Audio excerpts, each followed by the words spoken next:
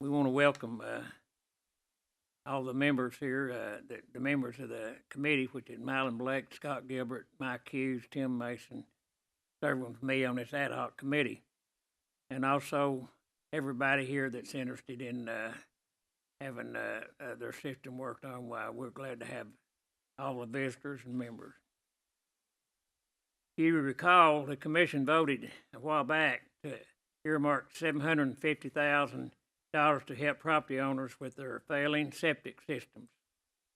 The commission voted last Monday to create this ad hoc committee to review the mayor's septic system cost sharing proposal and to recommend the commission the best way to proceed. The mayor's proposal is in your packet and calls for the residents to fund 30% of the cost. This is a good place to start our discussion. So, what are your thoughts on the 70-30%? And we're going to have to start somewhere, and this is probably where we'll start at is on the cost, and then we'll go from there, and we'll get with the mayor and the questions we got to ask. And go ahead, Malin. Thank you, Mr. Chairman. With respects to the 70-30 ratio, if you the 750,000 that we've earmarked, if you assume that all that's going to go, I know some of that's currently been tagged for the administration fee, but excuse me, the 750,000 has been earmarked for this initiative. If you take 30% of that 750, that's 219,000. And if we were to go with an 80-20, now I'll step back a little bit. Absolutely believe that there should be some, as they call it, skin in the game. But if you take the 80-20, where 80% is on the county and 20% is on the resident, that's 146,000. So, just my belief is the more that we can, I mean, we got 750,000, and I think an 80-20 is more equitable because you don't take 219,000 out of the economy or take them out of their pocketbooks. Instead, you take 146,000. So, I think that's my position with respects to the ratio.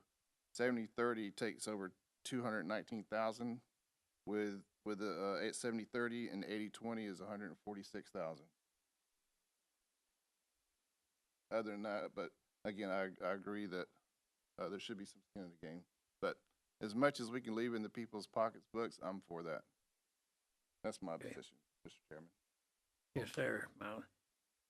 Any more discussion on that, Tim? The only thing I've had probably from I've had 2 or 3 constituents reach out through email wanting to know how the commission would feel about grandfathered in if they had something done 2 or 3 weeks ago, 2 or 3 months ago. And I'd just like to see what the commission as a whole probably would think on that. Yes, sir, Mayor. Thank you. You give me a promotion every time you mention my name. I appreciate that. To Commissioner Blake's point, and our office, we don't really have a strong opinion on where that match should be. We looked at the existing state program and tried to mirror that as much as we could. They are at a 60-40 grant right now and have been for quite some time. A couple of unintended consequences, if you will, by changing it to make it more generous, which again, I'm not speaking against an 80-20 or even higher than that, but just to make you aware of some of the things that we took into consideration. The largest is that we are in essence competing with their existing programs, which is state money. They have 2 active watersheds that currently have the 60-40 grant in place. Now, our program is proposed to be countywide. These particular programs, you have to live within the particular watersheds of the creeks that are mentioned, which are Chattahoochee Valley and what's the other one? The Conasauga watersheds, okay? by going with a higher match, which we already are, 70-30, is what the proposal is, it would make sense that their programs would suffer when it comes to participation, because who's gonna take a 60-40 match when you can get a 70-30 or an 80-20 even, right? That's not necessarily skin off our backs, but it does affect their ability. If the program is not successful because of that, they could be forced with being penalized in the future when they try to receive state funds for a future program. So that was one of the things we wanted to be a little more generous than the state, but maybe not so much that it hurt them in the future, because this money, when it's gone, it's gone. This is an organization that does this all of the time and hopes to continue to be able to serve the community that way. The only other thing that we considered was trying to get the most bang from our buck, or for our buck, if you will, and the higher the match, or the more generous the match, the fewer people we could potentially serve as a whole. So, again, not to say that we are advocating for or against anything higher than what was proposed, but just a couple of things that we might want to take into consideration. The other comment that was made, we did discuss whether or not we could do this retroactively. According to the federal funding, which is what we're playing with here, the expenses qualify if they're after March of 2020, right? So, in essence, according to the federal rules, yes, those funds could be retroactively paid. However, we decided against making that as a part of our proposal for two reasons. One, the state has never offered that. Two, it becomes sticky, because we're asking folks, once the application window opens, to go through a process and that requires them to be vetted. These individuals wouldn't have had the opportunity to do that before they made their expenses. So I certainly understand why they're asking. It's a great question to ask, but that's really why we haven't included that in the proposal. Okay, and your proposals, the mayor's proposal was what now? The proposal that's on the table is a 70-30% match. 70-30. Yes, sir. 30% being what's brought to the table by the property owner. 70% would then be reimbursed to the property owner from these funds. Okay. You have something else? Yeah, I don't want to hurt any other program. That's not the intention. Like I said, I think that 70-30, well, if you go from 70-30 to 80-20, obviously we're talking, I just mentioned the numbers. I think you cast a wider net. I'm not sure how, I don't fully understand how we're hurting their program. I don't want to hurt your program. Well, I mean, it's going to be there. It was there before. I don't know what happened. I mean, this is all going to be done, it says in 23, and everything has to be done by 24, obviously. Your program is going to still be in existence when we're done, correct? These are, yes, I mean, they'll have the opportunity Right. to continue to apply for the state funding year after year like they have been. Right. But what the state will look at before awarding funding is what was their participation. So if they have an existing program that's 60-40, which they do, and we come along with an 80-20 program, that could affect their participation, because who, if I'm living in the Kasana watershed, why am I going to apply for a 60-40 match when I could apply for an 80-20? Yeah, So their participation could suffer from that. Now, obviously, we don't know that, but it's just common sense would assume that would be the case, because we've never done this. They've never done this. If their participation suffered, and with those funds, and there's some $80,000 I think from the state in those two projects that's available, the money's gone. In other words, if it's not spent, then they lose it. So that's one thing to consider in the immediate. The other thing would be is if the participation suffered greatly, then that state would consider that for future funding, should they apply for again. It's not guaranteed funding on their part. If I can add one thing to clarify there. Yeah, right. State your name if you don't care, sir. Matt Heath, Southeast Tennessee RC&D. Right. If I may clarify one point there, so our grants are 3-year-long grants, and like Adam had just said, if the funds are not spent within 3 years, that funding availability is gone. But I think that's kind of what you're getting at there, is as far as our ability to spend those funds if we have competing funding that we're working with. I understand. But even with the 70-30, we're a better deal. I mean, we're talking about an attract, right?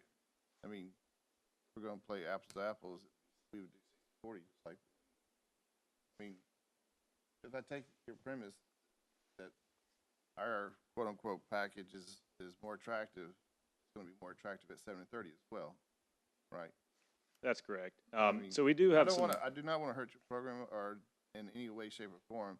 What I'm after is participation. Let me ask you this: in your expertise or doing this, would you say there's enough volume, enough work out there to cover both programs, so to speak? In other words, there's enough out there for everybody, both this 1-year program and your ongoing program. Yes, there should be enough need for that. And I do want to clarify, we have some flexibility with the cost share rate that we use on our septic programs. The state caps it at 80%, I believe. We've never done that because it creates a tough scenario for us to get the needed match we need on our grants. So at the end of the 3-year period of these grants, we have to have a certain match amount that the state requires that was in our original proposal. So by putting ourselves at a higher cost share rate, like 80%, it makes it much more difficult to have that final match that we So need. I was chatting with a few people. The average cost of some of these things could be up to $5,000, $7,500 or whatever. And then 30% of that, obviously everybody can do the math. It's just there's going to be those people who need help with what we're trying to accomplish with this program. Perhaps would forego asking or applying for it. That's I was just looking at pure numbers. I didn't know that. I wouldn't say competitive. I don't think we're trying to compete against. Adam, would 75-25 help? If 70-30 is the way we go, I'll respect the will of this commission. I was just looking at how much money we're going to be taking out of household pockets versus we've got 750,000. We actually have 3 million in this bucket. I mean, we still have control on that if we wanted to. That's what I was after. On the other thing, I think that does open up Pandora's box there to a certain degree, but we can chat about that later. But I was just presenting my idea that 80-20 would get more people to participate. Absolutely, I totally see where you're coming from. Adam had mentioned, like, we're going to continue applying for these grants in the future. So that as the American Rescue Plan funding goes away, we're still going to continue applying for 319 Right. grants. So, And Adam had mentioned we don't want to do anything to set ourselves up to not be as favorable for being awarded these grants in the future.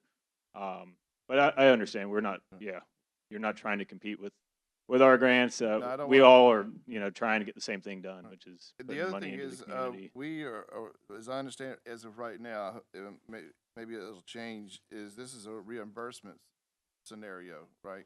So in other That's right. words, you have a project and it's $5,000. The homeowner or the person responsible has to put the bill for the 5,000 and then apply to get reimbursement. They're going to get reimbursed 70% of that. So they've got to actually have enough cash or enough cash flow in order to pay for the entire project and then wait for Bradley County to reimburse them. That even makes it even tougher, which I hope we talk about as well, changing it. This will be the only part, I think, of all of our art money that we're doing on reimbursement, right? I think, I'm sorry? It's all been reimbursed. It has, Caring Place didn't. City reimbursement, yeah, because of more. Yeah, so there's some that hasn't been, but again, I'm looking at trying to make it as easy as possible for those to apply and get their septic systems repaired within the time frame. That's all I have. Thank you. Thank you. Thanks, sir. Any more questions? Tim? Not really a question, just a follow-up. I realize too, we've got a lot of, I said my constituents a while ago, but all over the county, we've got folks that are hurting for needing us to get that to them. I'm for everybody in the county to get some relief and help with their, we've heard this on septic tanks for years now. It's time to move. Cindy? I understand what you're saying about reimbursement, but if I'm a homeowner and I've had issues with my septic system for years, don't you think if I had $5,000, $7,500, $10,000, I would have already gone and had my septic system repaired? So I'm like you, Mylan. I don't know that reimbursement is the right way to go on this one, because I don't think a lot of people are going to have $5,000 to $10,000 just sitting around waiting to repair their septic system. I'm in agreement with that. Adam, is you're kind of, I'm gonna tag you. How difficult would it be to change this to when you have a I'm using 5,000 standard. If I'm off, please let me know. And we get with whoever is going to do the septic repairs, XYZ company, whoever, and they say it's going to be they estimate 5,000. Then we basically let the resident know, okay, we're going to pay 70 and you're going to pay 30. How administrative difficult would that be? I mean, I know back office stuff. I'm not trying to make your life more difficult, but Cindy, I think is absolutely right. If I had a septic issue and I could fix it because I had $3,000 or $4,000 in my back pocket, expendable, disposable income, I would do it. And now along comes Bradley County to help out, but yet it's a reimbursement. I mean, It's a perfectly valid question, and it's one we wrestled with too. I think ultimately we tried to settle. We fell back to what's already in place, which is what Yeah. the state does. You know, they're going to cut a check, one check per project, regardless, right? The way it's set up now, the project's done. They're going to send a reimbursement check to the property owner, right? So in this case, if you're talking about letting the property owner off the hook for all but 30%, essentially in my mind, what you'd be looking at is, and it's $6,000 to $8,000 is the average Is it? repair Okay. cost in Bradley County, is what TDEC has told us. If I'm bringing $2,000 to the table as a property owner, what RC&D would essentially do is cut that one check to the contractor and not to the homeowner.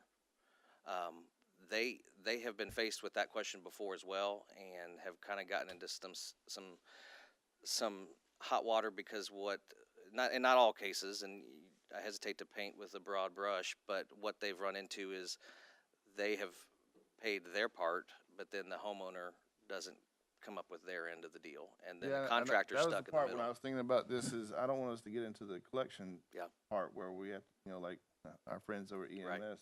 Have to go to collection and say, you Right. owe us X amount and stuff like that. But it's And right now it's too, the balance yeah. of how many. And the other thing I was thinking about is once we decide on which way to go, whether it's reimbursement or another way, kind of have to stick with it. You can't Right. change horses, build a stream. Right. So whatever we come up with, this commission comes up with now, we probably have to stick because it would really look bad to say, oh, we're going to switch back to reimbursement because of all the Right. back office issues. So, yeah. Oh, I'm sorry. Yes.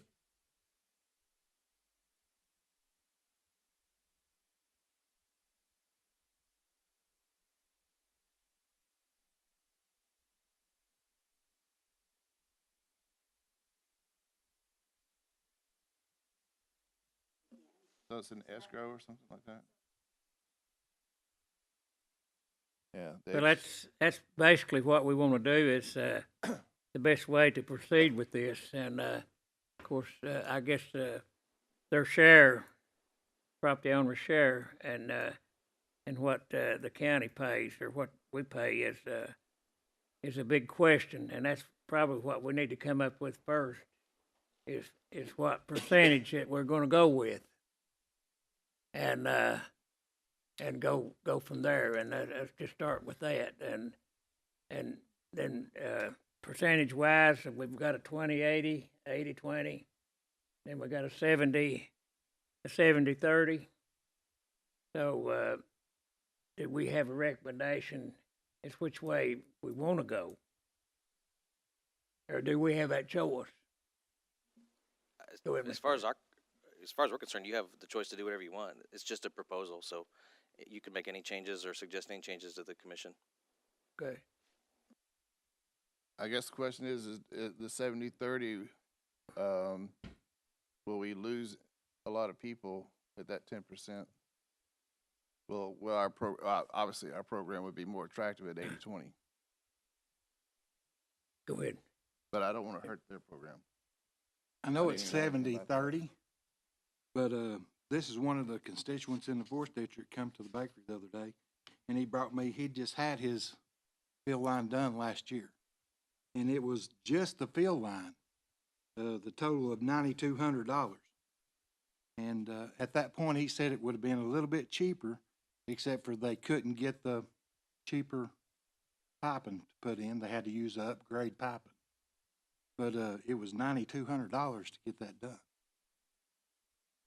But I think we need to make it up a little more to 20-80, Okay. at least. Okay, that, At we least they gotta, got some skin in the game, because you're talking 10 grand. That's $2,000 out of the homeowner's pocket. Some homeowners don't have it right now. we got a homeowner out here right now. I'm gonna let her speak, and, go ahead. State your name and, Hi, yeah, my name is Kelly Popple. I live in the second district. I've had a failing septic system for going on 8 years. I've had 2 repairs done to that septic system, and it's still failing. There is one final fix that could possibly fix the problem before I actually have to replace the entire system with a different kind of system. I understand where the administrator's coming from. I do wonder, though, if there's a way for you guys to consider whether that homeowner's in one of these other districts that have his programs, and if they are, somehow provide them, make them pay a different rate, or have him help with maybe reimbursing that extra 10 or 20% with the other program. I don't know if that's feasible, but that might be a way to keep your participation up, or, involved in this, but yet still help the homeowners that are not in those 2 districts, which I am not, get the help that they need to be able to fix their systems. So I'm just curious if that might be something you guys might want to consider, if there's some sort of, dual type application that could be filed that would be able to provide the same level of support, meaning 80-20, 90-10, whatever you guys come up with, and still not affect the way his program is running.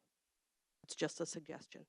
Also, my current situation, if this doesn't work, the next solution is a brand new system. So I'm also wondering how you guys are planning on helping if a amendment has to be made to the bid after they dig up my system and realize it can't be fixed the way they wanted it to be fixed, and it has to be done a completely different way. Can that bid and application be amended if there's a need to do so? So, because that is very likely to happen in some scenarios. So I want you guys to think about that and figure out how you guys are going to handle that as well, please.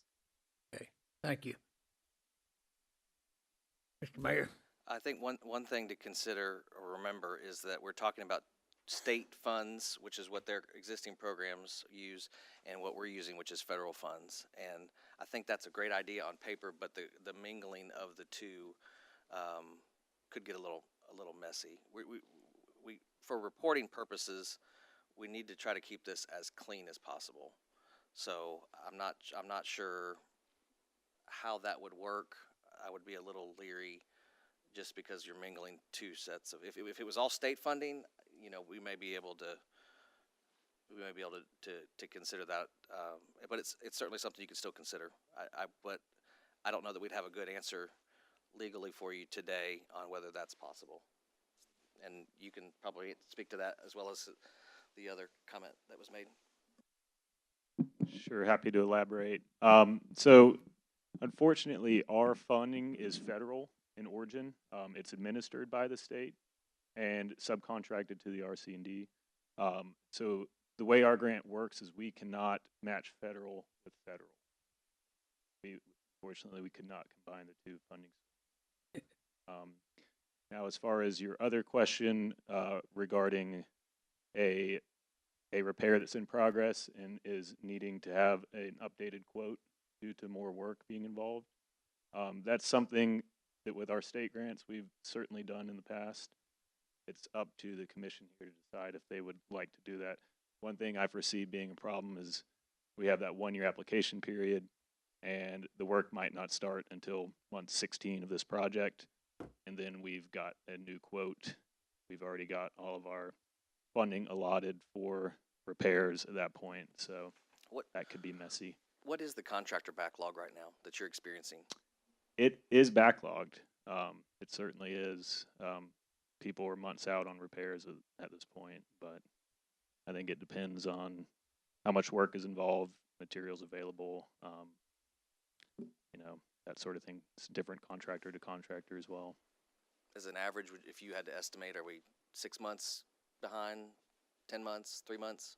3-4 months, if I had to put a number on it, somewhere in that range. Okay. Determine the split, I guess, probably that's the first thing we want to come up with. And what is the wish of this committee? And also, we need that from the mayor. We need a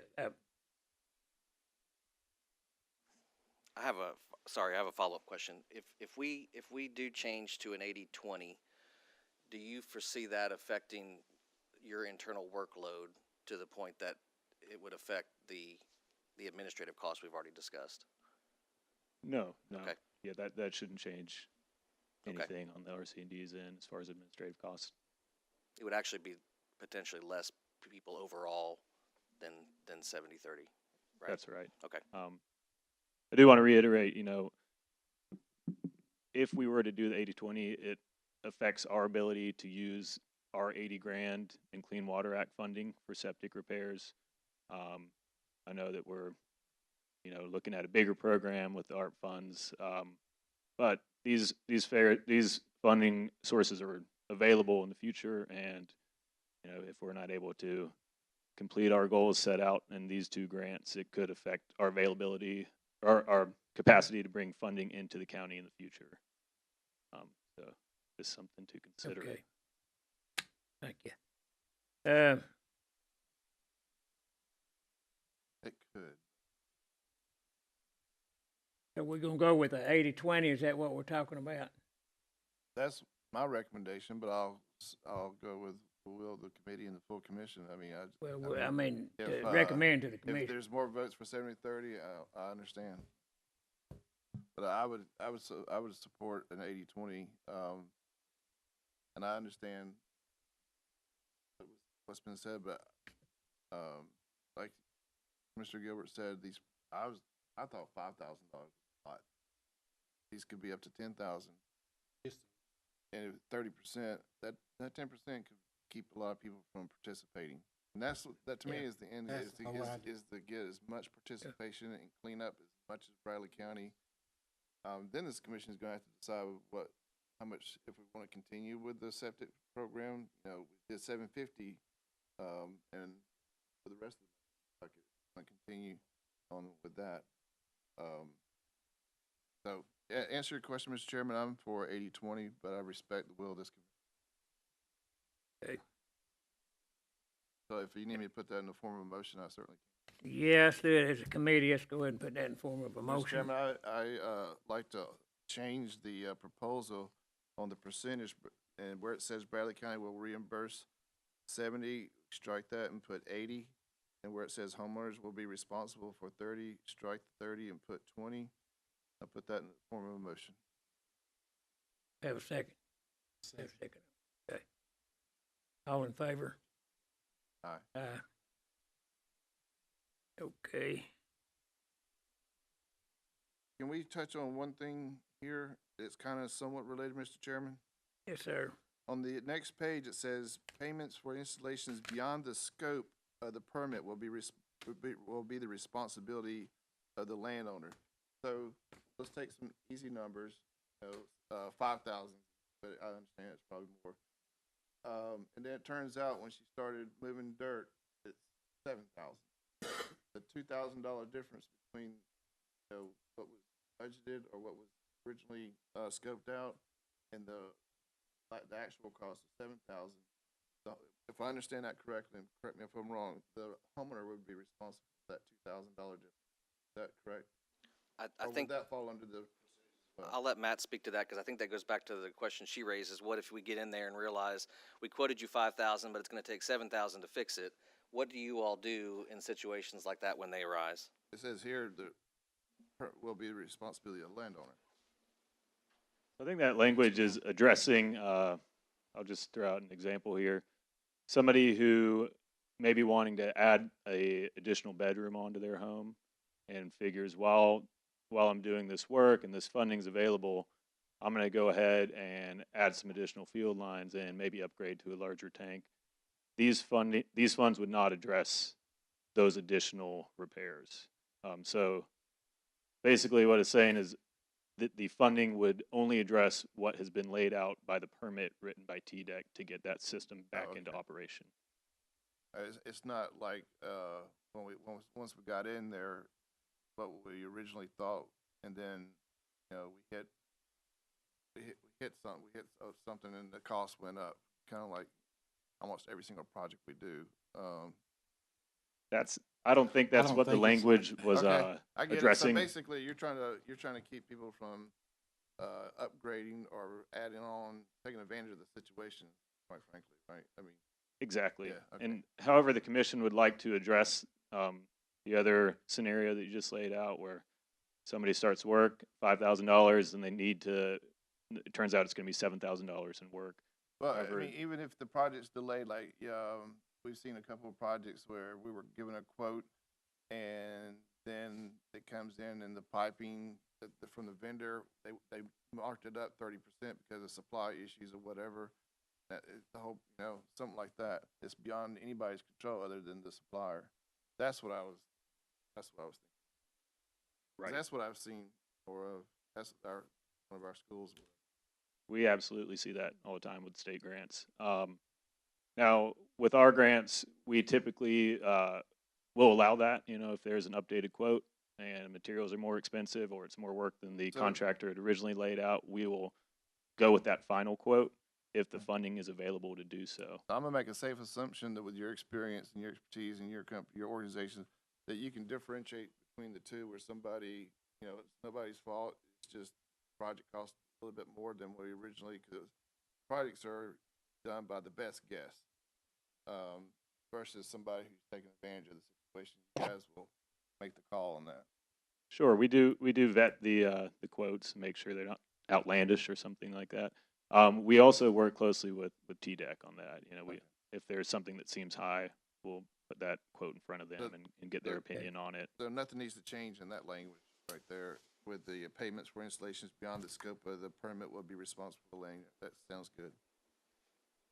So, If I Yeah. may add, Go one ahead. thing I think would be good for the commission to consider is potentially a maximum threshold for repairs. I've seen repairs as high as $40,000 Yes. before.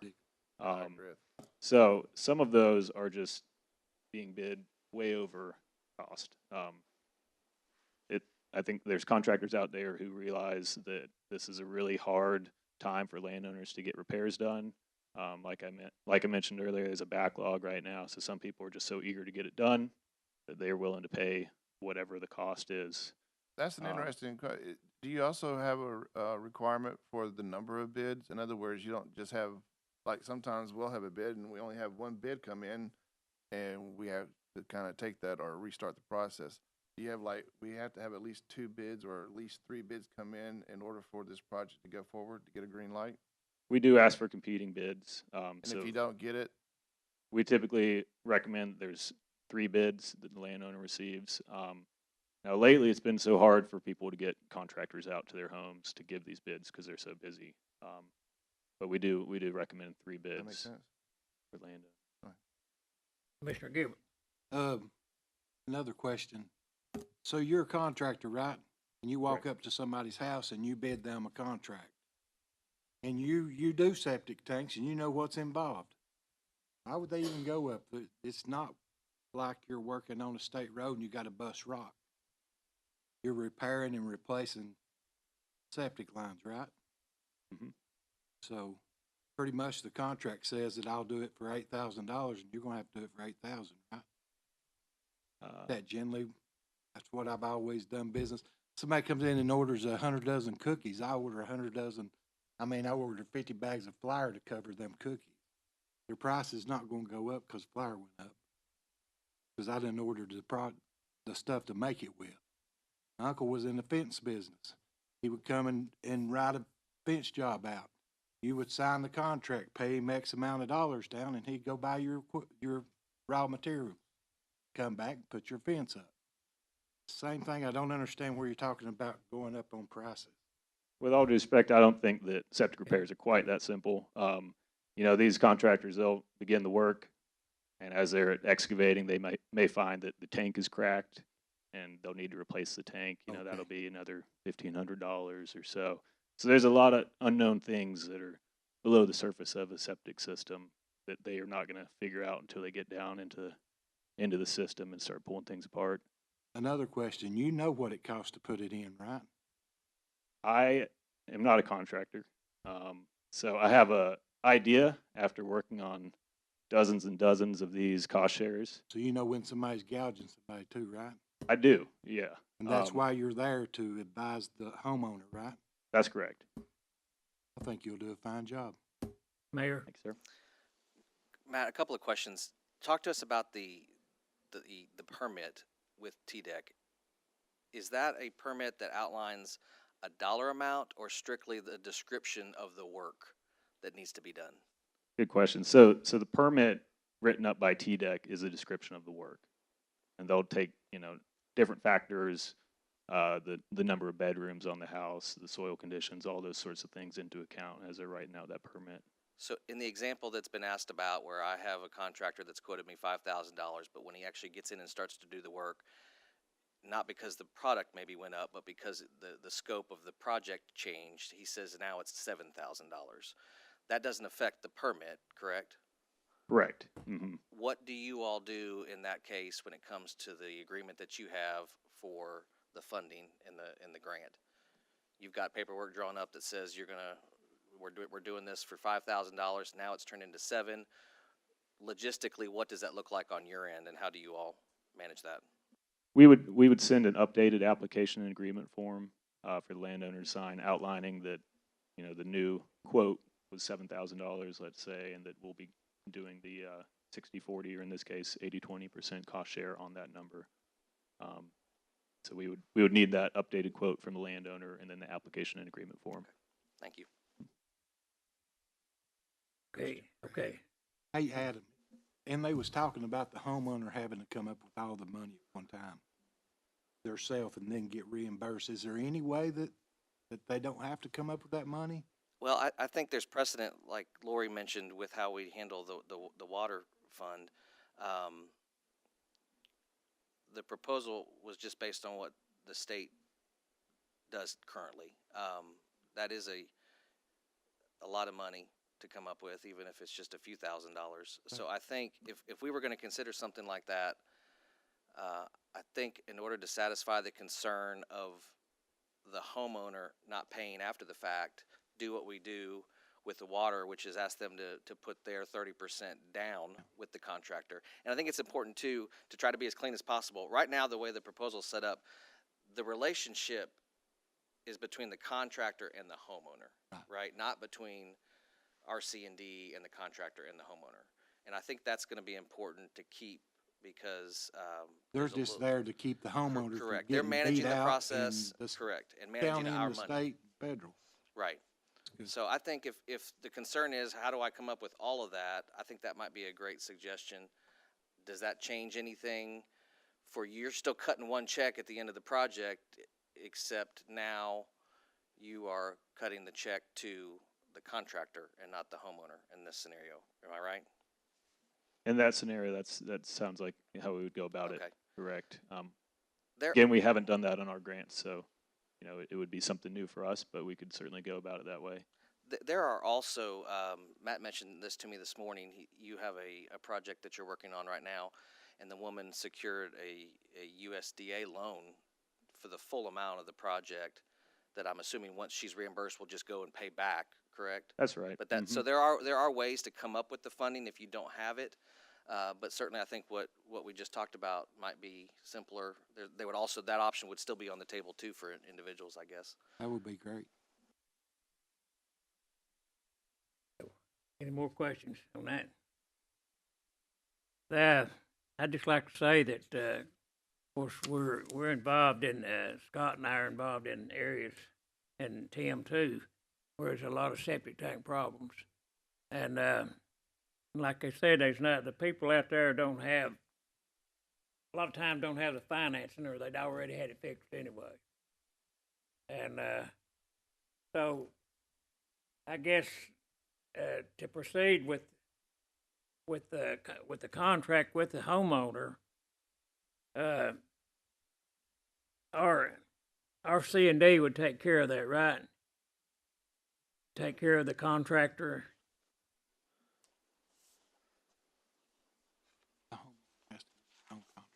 I'm sorry. So you're asking? Okay, the homeowner, in other words, the homeowner filled out an application to get this done. They would bring, and you approved that. We approved it, or you approved it, and that was.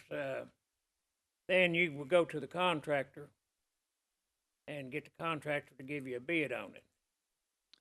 Is that true? Typically, the landowners are the ones coordinating with the contractors. We don't like to be involved in that side of the repairs. So we would ask the landowner to get the quotes from 3 contractors of their choice, and then whatever quote they decide to go with, we'll have them send that over to us, and we go from there. So would you send them a contractor to see? I'm sorry?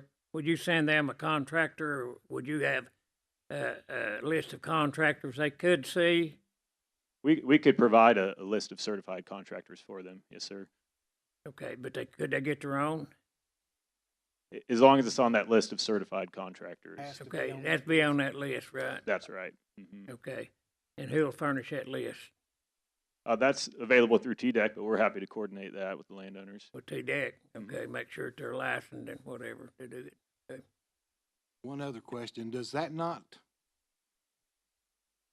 kind of hold up your local people that's not on TDEC's paperwork or on their If list of people? It's Because we got some good local people that does septic then they need tanks to be too. on TDEC's list because Is there information on how to get on that? they would, if they want to be in the business of repairing septic tanks, I would imagine they would have the fortitude to do that. What you don't want is, kind of what we've seen with another project, is I have a friend, he's a buddy, he's a pal, he's a cousin of, who kind of thing, and that gets really crazy. We saw that happen. Well, so they need to be approved, licensed, And then they'll have to be contractors. registered with TDEC. If So they're in other approved, wo- licensed, insured. Yeah, they're bonded and all the kind of stuff to keep everything nice and neat instead of saying, my cousin over here, he knows how to do all this stuff. Yeah. And he can do that for us and get paid. No, that we would definitely want to avoid. Okay, how about a licensed plumber? He's licensed to do that, right? If he's licensed a plumber, if you got a contractor, any contractor, plumbing contractor out there is licensed, does that come under TDEC? I can't say, to be case by case, but I would assume that it would be in their benefit to go ahead and get that certification through TDEC if they were going to be doing septic work. So I would assume that most of them worth their snuff have that certification. Okay. Anything else?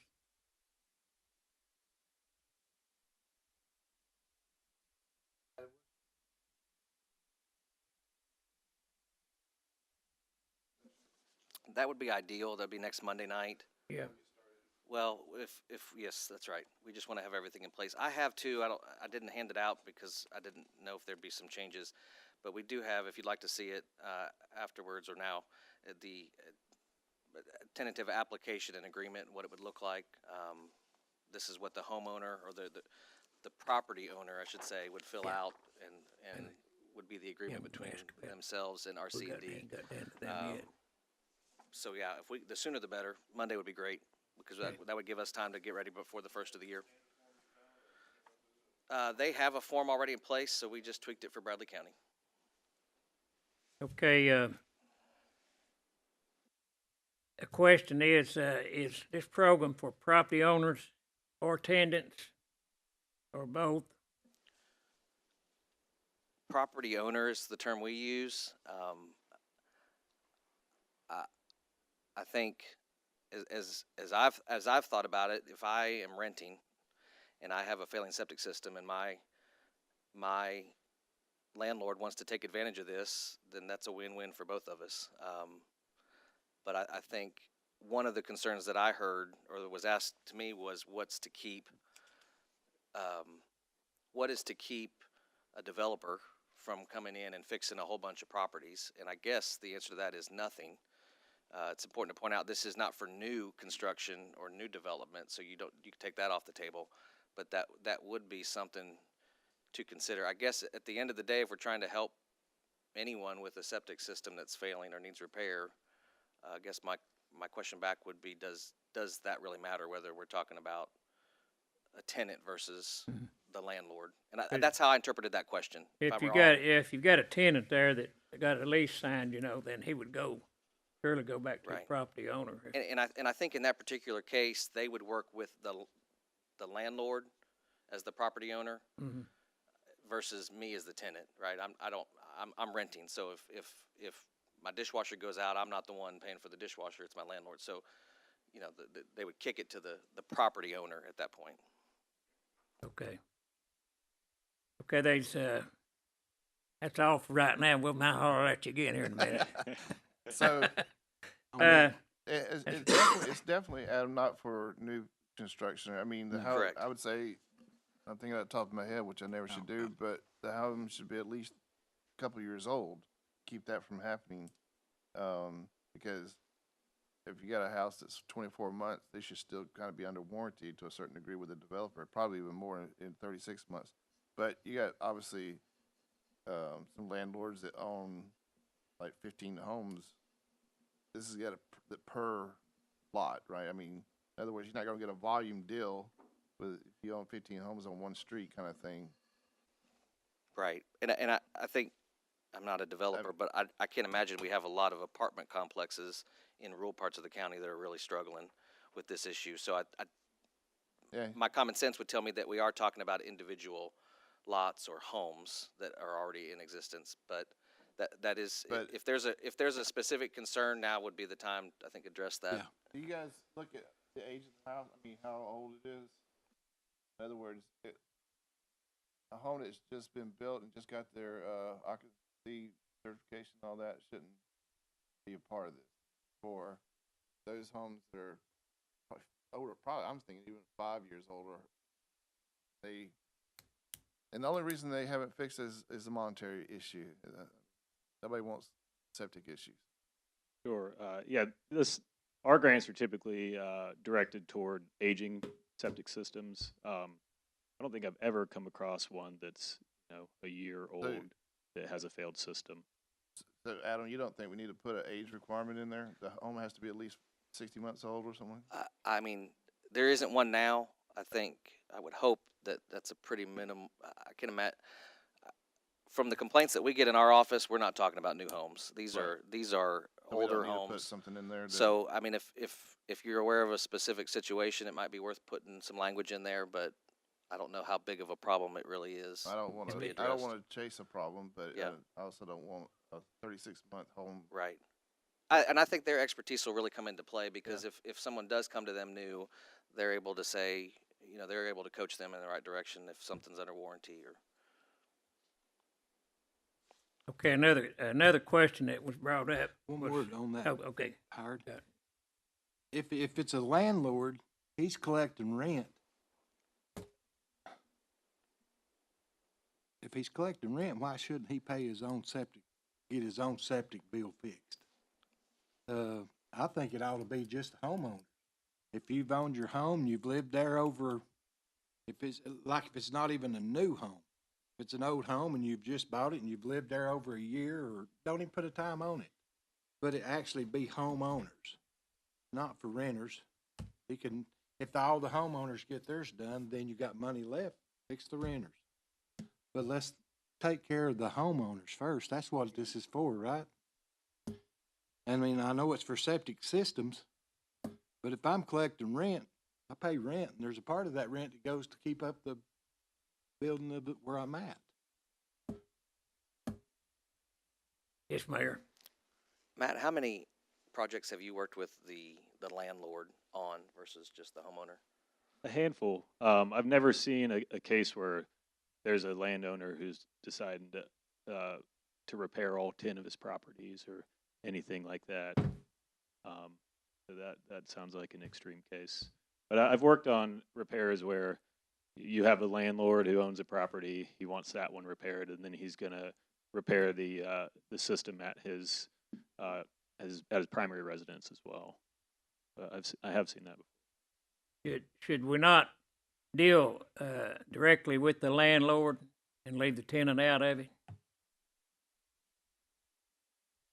I don't foresee a situation where the tenant would be involved personally.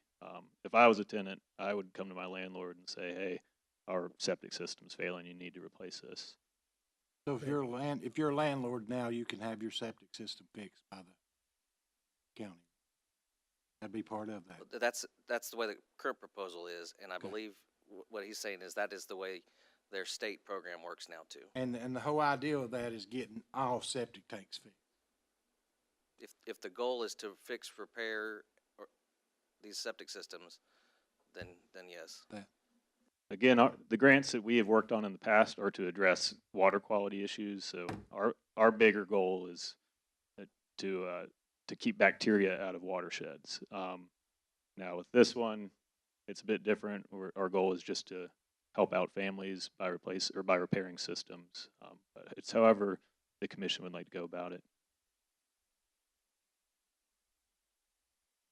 Okay, question I have is on petitions that you're going to put out. Is that, I guess, do those petitions, where do they go to once they're filled out? Go back into the county? The ours. applications, those So- would be handled between our C&D and the property owner. Okay.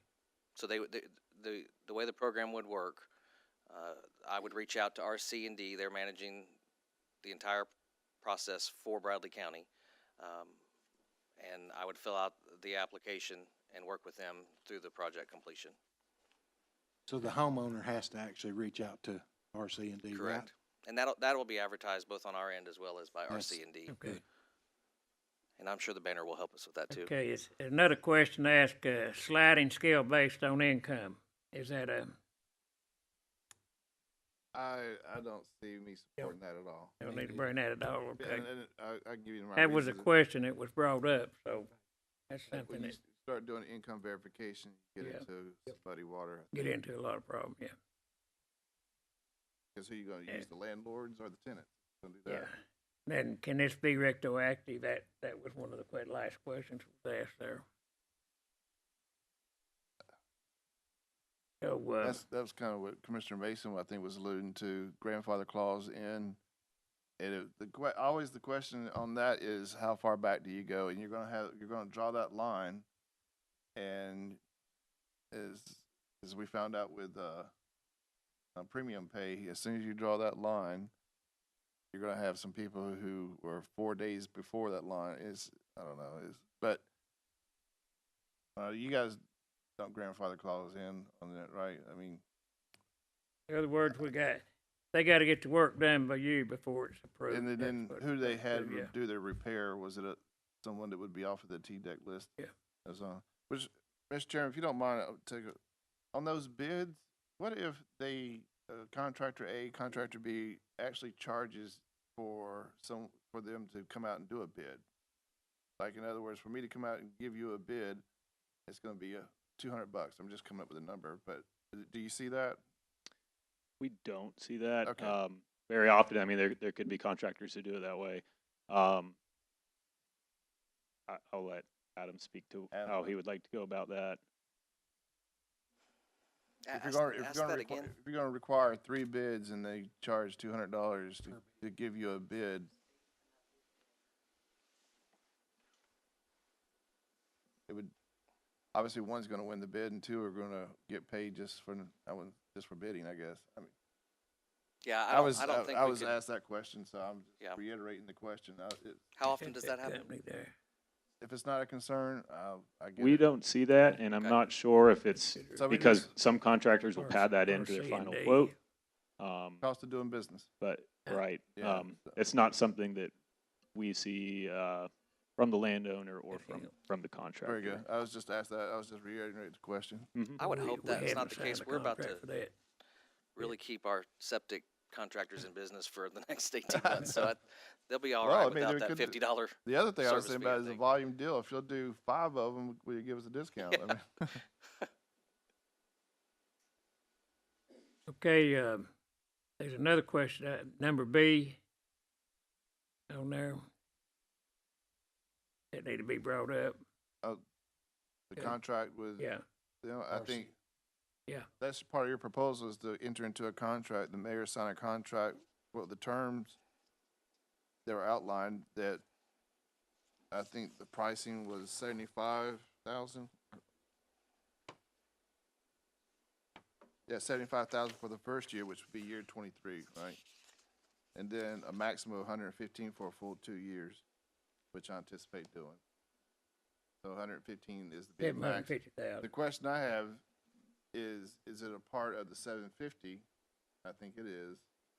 We earmarked 750,000 to go towards repairing septic tanks. So we're actually 750 times minus 115 is what's actually gonna go out there. What would be the detriment of changing where the 750 is what they have to grant out, and the 115 is, No, there's nothing other is- than is- the commission's we got approval at that point. I don't remember how much is left in the first bucket where we earmarked a bunch of this is coming out of the sewer administrative. bucket. Right, currently, yes. Yeah. But I don't remember, I think it was after the premium pay, didn't we leave whatever was left and allocate that towards administrative costs for some of these? So I Right, think, but we had to take some out of there because affordable housing went over. yeah, so affordable- there's nothing left. Yeah, there's nothing Okay. in premium pay because affordable housing, Yeah. we went just a tad over, and we pulled Yeah. out of there. It but- could easily be taken from anywhere else. I It would mean, just what's be the- commission's approval. Does it add any bureaucracy to you? It gives This us way, the chance to do the more. A little history. The original motion I was thinking was 300,000. Commissioner Hughes said that's not going to get much done. We went up to 750. I would like to see all 750 go towards what we're hoping to accomplish. I have no problem paying the administrative fee. I think it's reasonable, but I'd like to see the 750 be used for septic, and the 115 over 2 years, which would put us at what, Story? 750 plus 115. Okay. And to give some perspective, if you were talking about the full 865. 750, So 865 out of 3 million, right? Yeah. So, I mean, if we're talking about granting out the full 750, which I think would be great, and you use that number, even the high number of $8,000, we're talking anywhere from 80 to 100 potential projects with that kind of money. that's a good. And we've already been told by TDEC that 80 is sort of that magic number of what they expect we could do easily in a year. So there was some concern initially, is this too much money? But I think it's a sweet spot, and we may find that we want to come back and amend and add more to it. That's certainly an option later. I think it just depends on how high the participation But rate is. it doesn't mess up anything that you guys are proposing to go with 750, and then they're paid out of. There's 3 million in the sewer bucket, Yeah. of which the 750 came from. So as long as we don't have any plans currently for the remaining funds in that bucket. So Right, yeah. So, Mr. Chairman, I propose that 750 is earmarked for the septic repair, and their administrative fee is in addition to that 750. So that the 750 goes towards septics like For we, septic tank, yeah. septic repairs. So that would make the total that we probably need to earmark, or what will be taken out of the bucket, potential of 865. 750 for repairs, and the rest of it for administrative. That's great. Are you talking about putting the 75,000 and or the 115 into that set? Now, what I'm talking about is, right now, I believe the way the proposal's coming to us is, you have 750,000. And there's gonna be about 115,000 over 2 years in administrative fees that are gonna come down. So basically, 750 minus 115,000 is what you're really gonna have out there for your 70-30 ratio. I'm Can sorry, I ask you 80-20. another question, young man? So if everybody gets, you're talking 2023, if we do 1 year, right? That's right. If everybody gets all their applications put in, all their applications turned in to you, and it oversees the 2023 year into 2024, will you stay with that contract? Yeah, the contract says it. So if it goes over that year, you have to stay with them. But do you foresee it going, more people coming in the next year? The way In that 24 months instead of 12? the way the proposal has been laid out, so the application period would be that first year, and then that last year from 2023 to 2024, that would be to complete the repairs. Now that was just what the proposal laid out. I don't know if you have any thoughts on that, Adam. Are you understanding what I'm saying? yes. So one, we wanted to try to get an idea. We didn't want an open-ended Right. agreement with them because we were trying to get an idea of what the administrative cost would be. So we felt like 1 year. Also, keeping in mind that we've got to have these funds spent by a certain, they have to be committed and Right. spent by a certain amount of time, by a deadline. So as he mentioned, that 2023, we would be open for applications. Now, we may find that we take every application and spend every dime in 3 months. We just don't know. No one can really tell. Nobody's ever done this. We may go the full year and have money left over, but the whole of 2024 would be for them to wrap up any projects. So we know, as he mentioned earlier, 3 to 4 months as a backlog. This may even create more of a backlog. We don't know. But if I come in on December 31st of 2024 and I fill out and complete my application, I've got the full next year with the backlog from contractors to get the work done and the reimbursement cut at that point. So if we get the contract signed, let's say we put this into action, and next month you get a contract, right? And that person gets a contract, and the contractor takes 6 months for he can get to him, right? And then there's more and more people, and then it takes that contractor a year and a half to get with people. The ones that's done on the contract and the money that we done paid you, the 75,000, that carries into that 2024, right? So you're saying Once a the money contract's, for the once a contract's in for 2023, it's in. And you're gonna be overseeing it, even if it goes into 2024. right? Yeah. Okay. Yeah. So That's yeah, the project management would be for the 2 years that are outlined there.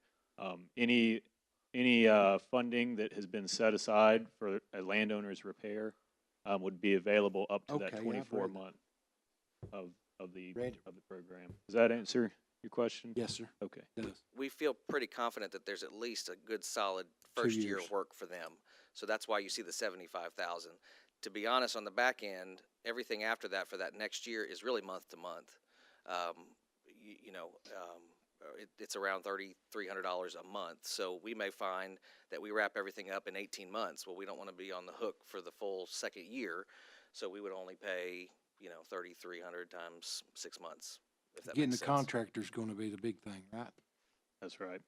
I think so.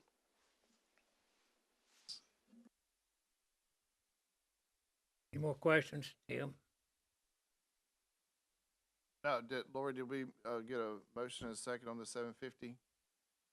So let me, Mr. Chairman, if I may, I'll make a motion that the 750 is earmarked for septic repairs, and the 115, potential 115 is an addition to that. It's not to come out of the 750.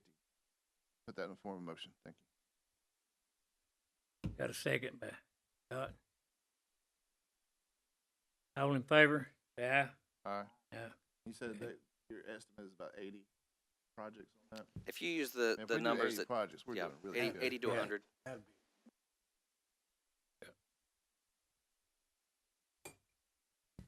Okay. Yes, Laura.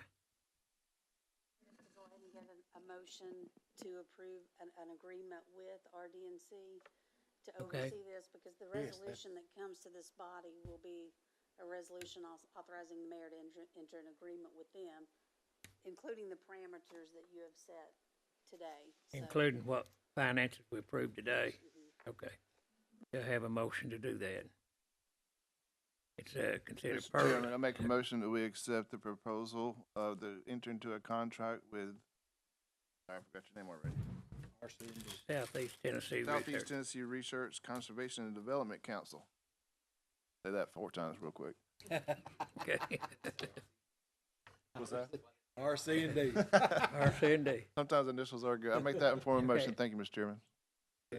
Got a second by Tim. All in favor? Any opposed?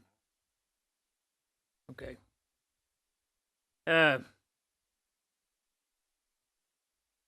We got some communication from the audience here. Let's get that on the agenda now. Sorry, again. Okay. Couple more questions. The fix that's currently proposed by TDEC for my septic system is a very large interceptor to take the watershed off of my line. Is that sort of fix a part of your normal program, and would it, under your normal program, be approved as long as TDEC had approved it? So that even if I'm not replacing any lines or anything, I'm just getting the water off of those lines, that would be approved? Okay, so that's a yes, that's a good thing.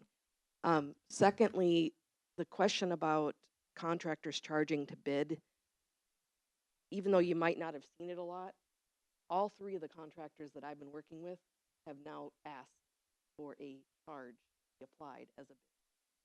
I don't know if that's a new thing that's starting because people are getting multiple bids and it's costing them money to come out and do the analysis and write up the bid. But if that is the case, I'd love to see you guys at least allow one of those bids to be a part of the proposal so that that can be reimbursed at least at 80%, so that the homeowner's not having to pay for, all of these bids if that's a requirement to do so.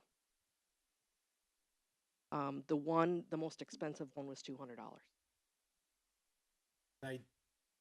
Did they say they would add that back to your, They could put it on the bid, yes. they could put it back to the cost of what you're, Correct, if you use them? correct. But But it you would be get on, 3 it would be an contractors, you're additional out charge on the bid. $400 if they charge you.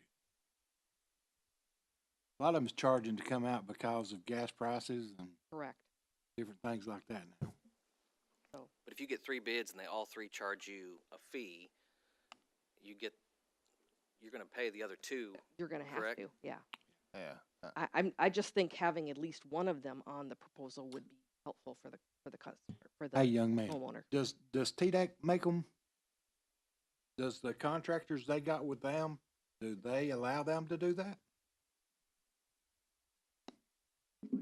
Yes. Yeah. It's not something that I'm aware of as a requirement. You're saying, do they require? No, does TDAC, excuse me, does TDAC allow contractors to charge X amount of dollars to come out and look, to give you a quote? I haven't heard one way or the other. I wish that Mark Dillard from TDEC was here. He's the one that permits and inspects repairs in Bradley. I haven't heard one way or the other, and frankly, I haven't seen this charge. Maybe it's just in the quote and it's not itemized. But I don't know if it's a It's contractor by contractor. It's sort of they're thing. actually charging you that when you come out. It costs you that too. Because if you don't use them, then they're saying they're lost out. Sure. Most businesses, if they're competing businesses, they don't have to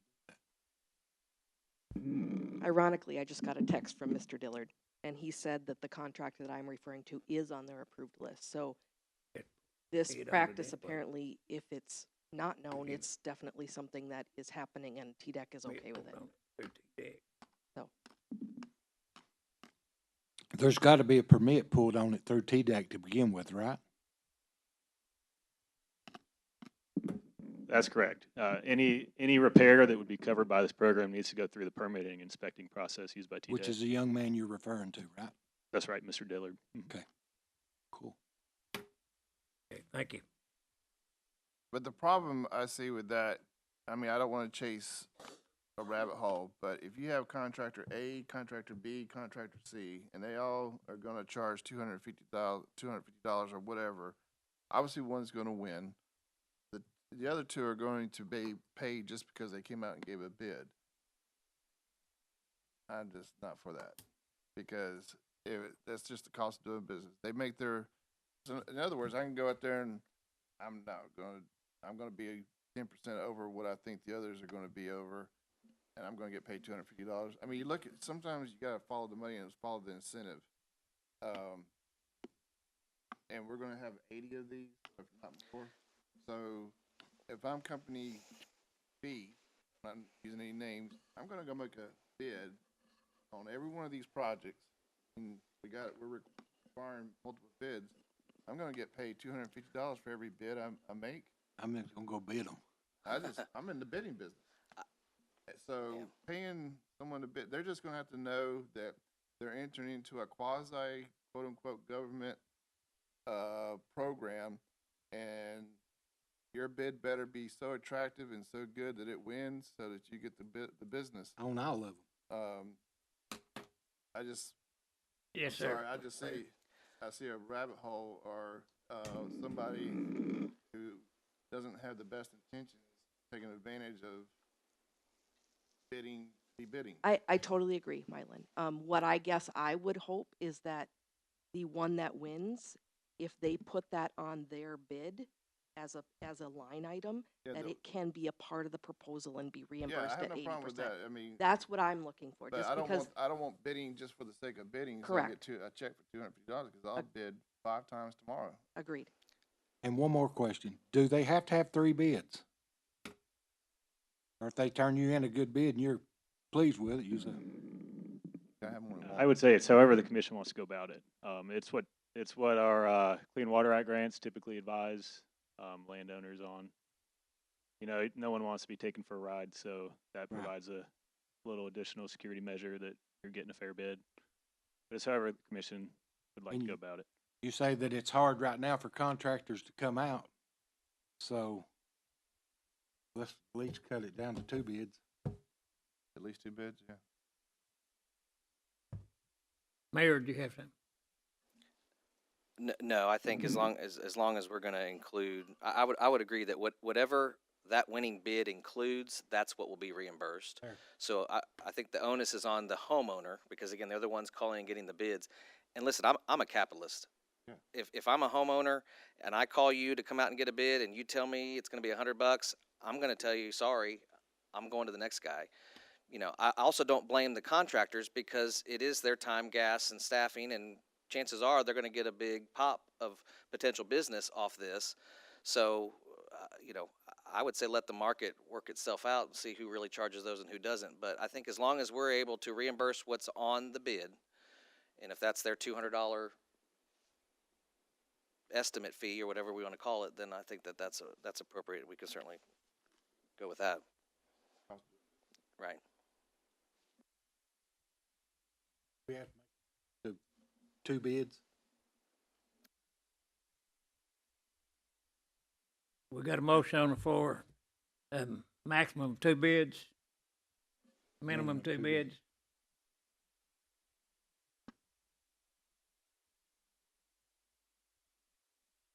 If they're gonna charge for every one of them, you need to put a maximum on them too.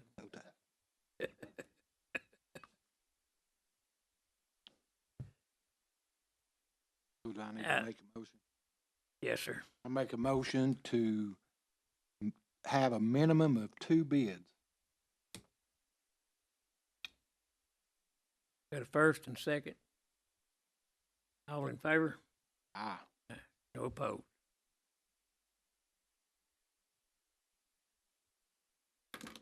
Any more questions from the committee? Any communication from the audience? Are you done? Okay. one more thing, Tom. Yes, sir. We've got one more thing. Is there anything that you'd like to add, sir? Is there anything that you need to add that will help us and protect us and? I did mention this earlier. I don't know if there needs to be a vote on it or anything, but I think it may be worth considering what the maximum amount that this program should cover should be. That's a good point. Do you have a I brought up recommendation on earlier, that? I've seen repairs as high as $40,000. Do you have a recommendation on that? I mean, I think, All so of I it- had spoken with one of the grant administrators at TDA about this when I saw that very high quote. And she had told me the highest she's seen in her career working on these grants that TDA provides, the Clean Water Act grants, was somewhere around $20,000. So that $40,000 one. That's a max. That was the highest that she's seen. Now we're in strange times. There's a shortage of contractors available. Prices have gone up across the board, but that was the highest she's seen up to this point. 20,000. Okay. How much you think, sir? 10,000? Since how I've never repaired a septic tank. Well, this is lines right here. This don't is I've got an actual I quote. do agree from with the that guy. there's a maximum, because, I mean, but they're gonna outbid themselves. I mean, that's the bidding process should weed out the people, unless they in collusion together. One Okay. concern I would have is contractor availability again. So if there's somebody who says that, yeah, I guarantee you I can get this work done within the 2-year period of this program, they may end up going with them and paying that higher price. Now, if there's a cap, all those contractors are going to need to be below that. So And I apologize. You said 20,000 is a good cap? that was what I've heard is like, that kind of on the highest end of repairs Right. in Bradley. But the bidding process should give you the best bang for your buck, right? I mean, they don't know, the bidders don't know what each other's bidding, right? I mean, Sure. right, I sure. mean, that's the whole Mhm. concept, right? Mhm. Hey, So a Mama, maximum of 20,000? Oh. The gentleman that brought me this right here, he told me his first bid was 20,000. So 20,000. And then this bid right here is 9,500. This is what he actually So- paid. So if you had one person who One bid person bid 9,500, it for another person 20,000, bid the other 20,000, then done 95 it is for gonna win. 9,200. That's That's the purpose, getting 2 bids, really. Yeah. exactly, and that's why I think it'd be advisable to put a cap on it. That way the prices don't just keep going up and up as contractors see these funds available. Yeah, and they Keep come in people and honest. just gouge Uh, you. this, 12.5. do you want to put a cap on it? Does this committee want to put a cap on it? What do you think, Tim? What do you think, 12.5?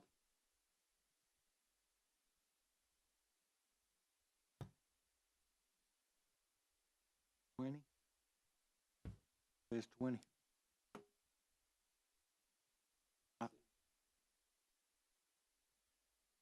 I second.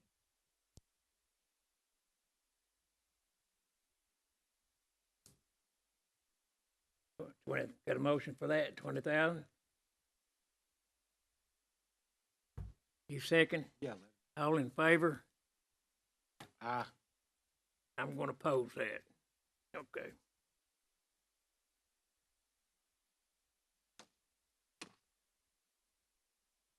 Anything else?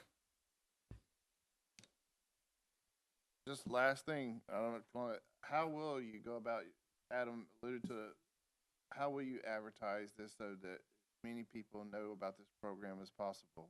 I mean, I have all the respect in the world for the banner and what they do for our community, but perhaps a little bit more. How would you go about doing it? I mean, word of mouth, or just what are your thoughts on letting people know that this program exists starting in 2023? Sure. So our typical media sources, you know, we use the banner.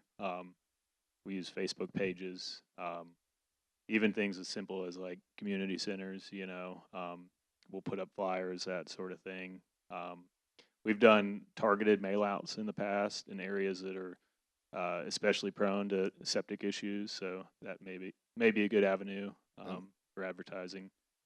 But we And- also want to be able to really partner with the outreach with you guys, since you all know what works best in your county.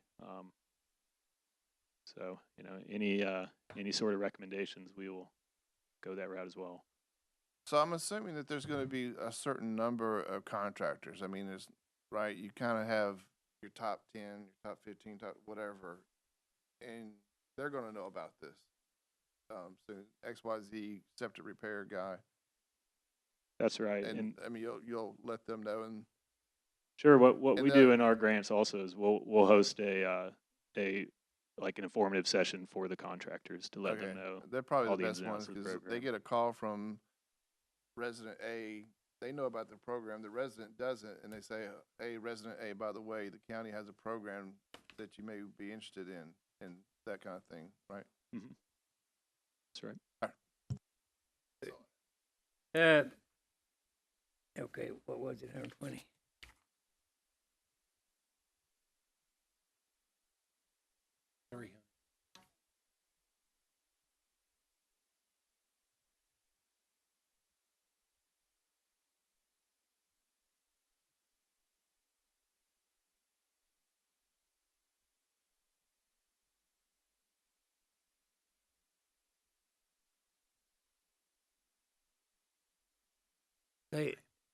There's people that sometimes request a repair. In other words, they can go to TDEC or they can go to over here and they get a repair permit. So if a contractor runs into a septic that can be repaired instead of replaced, and which a lot of times is a lot cheaper, and will that play into this in any way? So with our grants in the past, we will, you know, replace whatever needs to be replaced to get that system functioning again.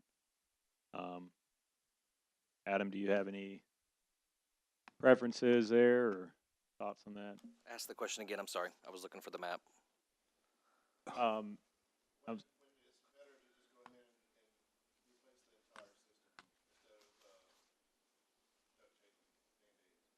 I mean, I think we have to rely on the bids and what the contractor says at that Contract. point and their expertise.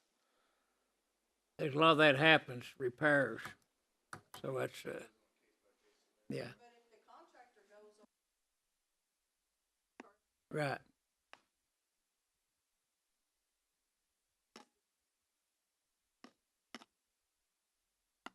Is that correct? Okay. So it'd be for a full septic tank in there, a full septic For tank repair. repair. Yeah. Well, So you what do is- have to have a permit to repair your septic tank? That's right. It Yeah. has to go through the TDEC Yeah. permitting process. Okay. Mhm. So One it more is- question for you. Mhm. And he's Howard's mine too, and all of us up here. So when they get their contract from their contractor that says it's X amount, $15,000, and you look at that and you say, this is way too much. You're gonna tell that homeowner that, right? Hopefully with that homeowner has a second bid in hand. Yes. And we can look at both. And, you And know, what if both if of us one's do that? substantially more than the other, I would assume that landowner is going with the cheaper quote, but we will advise landowners on what we think is fair pricing. Okay. Any more questions? Anything else from the audience?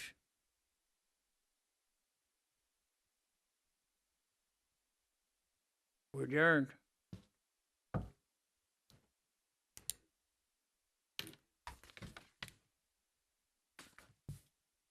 I don't know, they so much. There's so much.